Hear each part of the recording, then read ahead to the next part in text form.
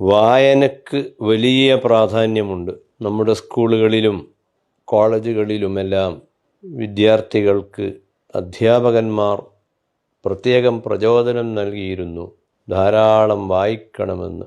വായനയിലൂടെ വരികളിലുള്ള ഭാഗങ്ങൾ ഓർത്തെടുത്ത് ഭാവനയും സങ്കല്പവും രൂപപ്പെടുകയും അതുവഴി ബുദ്ധിശക്തി വർദ്ധിക്കുകയും ചെയ്യുന്നു.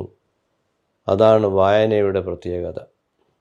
ഖുർആൻ ആദ്യമായി അവതരിച്ച ആർട്ടിക്കിൾ ഇഖ്റ ബിസ്മി റബ്ബിക്കല്ലദി ഖലഖ്, സൃഷ്ടിച്ച അള്ളാഹുവിൻ്റെ പേരിൽ വായിക്കുക.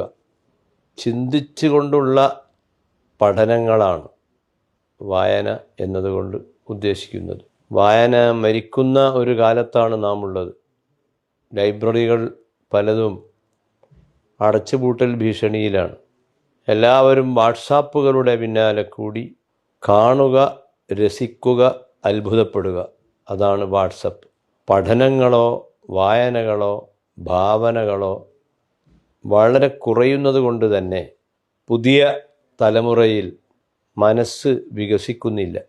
അവിടെയാണ് ദേശീയ വായന അതിൻ്റെ ആചരണം നടക്കുന്ന ഈ കാലത്ത് നാം ഉറക്കെ ചിന്തിക്കണം. ധാരാളം പുസ്തകങ്ങൾ വായിക്കണം. അങ്ങനെ വായിക്കുമ്പോൾ മറ്റുള്ളവരുടെ അനുഭവങ്ങൾ നമ്മുടെ മനസ്സിലേക്ക് കയറുമ്പോൾ നമ്മുടെ മനസ്സ് വിശാലമായി മാറും. എസ്.കെ. പൊറ്റക്കാടിൻ്റെ സഞ്ചാര സാഹിത്യങ്ങൾ വായിക്കുമ്പോൾ ആ പുസ്തകത്തിൽ പറഞ്ഞ നാടുകളിലെല്ലാം പോയ ഒരു അനുഭൂതി ഉണ്ടായിത്തീരുകയാണ്. ഖുർആൻ വായിക്കുമ്പോൾ, ഖുർആൻ ഓതുമ്പോൾ ഖുർആനിൽ പറഞ്ഞ എല്ലാ വിഷയങ്ങളും നേരിട്ട് കാണുകയും കേൾക്കുകയും ചെയ്യുന്ന അനുഭൂതി ഉണ്ടാവുകയാണ്.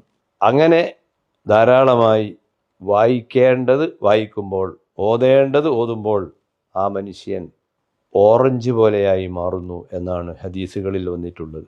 വായിക്കേണ്ടത് വായിച്ചാൽ മനുഷ്യൻ ഓറഞ്ച് പോലെ. ഓറഞ്ചിൻ്റെ പ്രത്യേകത അതിൻ്റെ രുചി നല്ലത്, അതിൻ്റെ ഗന്ധം നല്ലത്, അതിൻ്റെ നിറവും നല്ലത്. അപ്പോൾ മനുഷ്യൻ്റെ ഉള്ളും പുറവും നന്നാകാനുള്ള വഴിയാണ് വായന. വായിക്കുന്നില്ലെങ്കിൽ അവൻ ലോകത്തിന് തന്നെ ഒരു ഭാരമാണ്. ധാരാളം ആപ്തവാക്യങ്ങൾ നമ്മെ വല്ലാതെ മാറ്റി എടുക്കുന്ന ആപ്തവാക്യങ്ങളുണ്ട്.